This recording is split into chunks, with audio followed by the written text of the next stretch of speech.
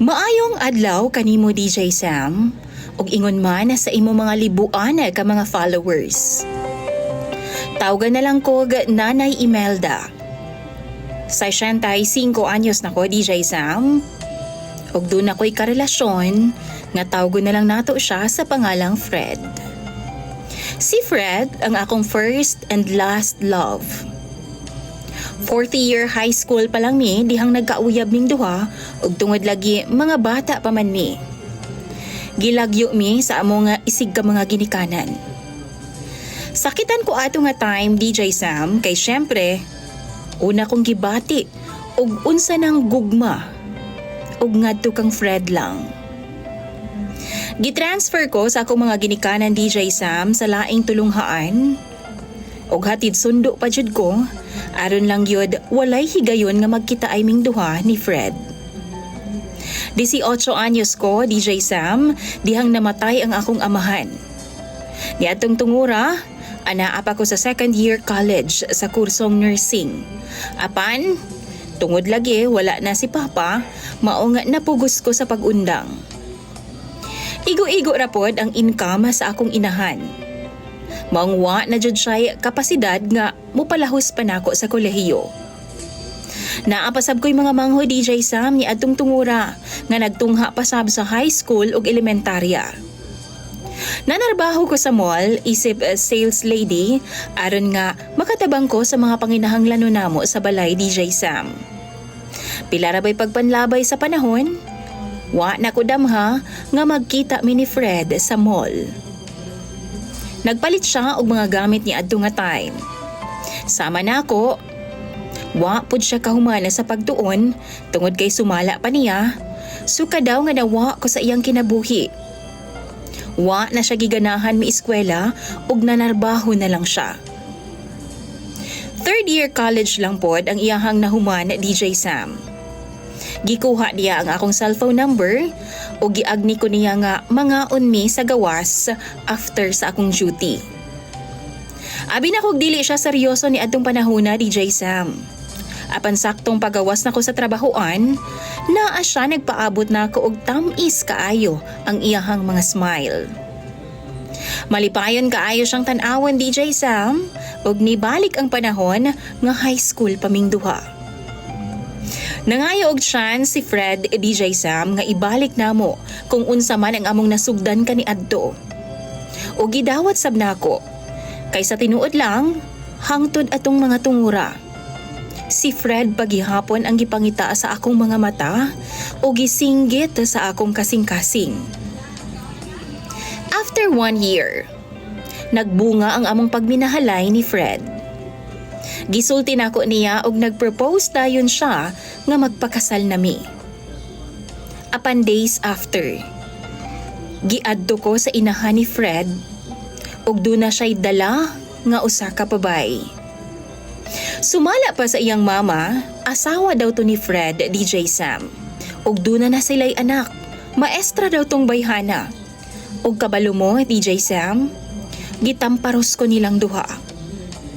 Gisudyaan, bigaon daw ko, mangingilog daw ko.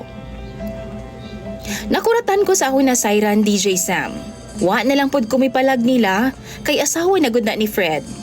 Ug kahibaw jud ko nga dakong gubot kung ugaling man. Nangayo na lang kog pasaylo sa iyahang asawa DJ Sam. Pasayloon daw ko niya pero ubos sa usa ka kondisyon. Mupalayo daw ko. Dili na magpakita kay Fred kay kung dili man, pagkaugma daw dayon idemanda daw ko niya og mapriso daw ko. Mahadlo ko maulawan ni DJ Sam. Maunang hipos dayon ko sa akong mga gamit ug nilarga paingon sa akong iyaan sa Maynila. Pag-abot na ako dito DJ Sam, dili lalim ang akong kaagi. Tungod nahimo kong katabang nila. Tugbang pod na sa ilang pagbuhi nako ug sila pod ang nisagot sa tanang galastuhon sa akong pagpanganak. Human ako makapanganak DJ Sam, gitugtan ko ni auntie nga manarbaho na para na pod makasustenara sa mga panginahanglan namo sa among anak. DJ Sam sa trabahuan, didto na ako na-meet si Roger. Ang akong unang bana. Buutan siya og doon na po'y maayong trabaho. Mautong dihang nagpadayag siya sa iyang gugma nako, ako dayon siyang gidawat. Og after 1 year, nagpakasal ming duha ug gigasahan mig tulo ka mga anak. Malipangayon ko sa kilira ni Roger DJ Sam. Apan kana lagi, ingon sa dunay kulang kay bisan minyo na ko niya. Dakong parte paghihapon sa kong kasing-kasing ang para gihapon kang Fred. Tuod man, napadako namo og tarong ang among mga anak. Apan pila ra bay pagpanlabay sa panahon, ni graduar na ang akong panganay nga si Jerry sa college. Sakto pa ingon mi sa iyahang graduation ni atong tungura DJ Sam, nabangga ang among gisakyan paingon unta sa event nga mao'y hinungdan sa kamatayon ni Roger. Sa laing higayon, nahugno na pod ang akong kalibutan ni DJ Sam. Apan gidawat na lang nako ang tanan ug ingon man na sa akong mga anak. Maayo na lang gani kay daghan og insurance giapila na nga akong bana nga si Roger ug wa mi nagpait dihang mibiya na siya namo. Nakapadayon gihapon og tunga ang akong mga anak ug giabagan na lang pod nako og grocery store. Last year lang, DJ Sam, nakadesisyon ko nga mubalik dinhi sa akong pamilya sa Mindanao. Duha na lang mi sa akong ikatulong anak kay naminyo naman ang akong uban nga mga anak. Kaning isa man good, binabay man ni maong wa nagminyo. May na lang sab, kay wa ako mag-inusara sa kinabuhi. Dinhi namin nagpadayo na sa among kinabuhi DJ Sam, kay lagi, pait kaayo ug mahal kaayo ang mga palaliton dito sa Maynila. Naaman oy balay nga gibilin ako ang ginikanan DJ Sam, ug mao na lang pod ang akong gipa-renovate. Aron po'y anamong duha. Nagtukod na lang pod kog tindahan na sa atubangan mismo sa among bay, aron nga di ko malaay in case lang wala ang akong anak. Usa ka buntag ni ana, nikalit og abot si Fred sa akong tindahan. Sama nako, tiguwang na pod siya. Sama sab nako, biyudo na pod siya. Anaa na siya sa 65 anyos, ang pangidaron DJ Sam. Pagkakita nako niya, ingon sa nalipay ko. Wa jud ay nawala ang akong pagmahal o gugma ngadto kang Fred. Parehas naming libre maong nagkauyab jud ming duha. Kabalo ka DJ Sam, iya akong gipangutana. Ngano daw kalit nako siyang gibiyaan kaniadto.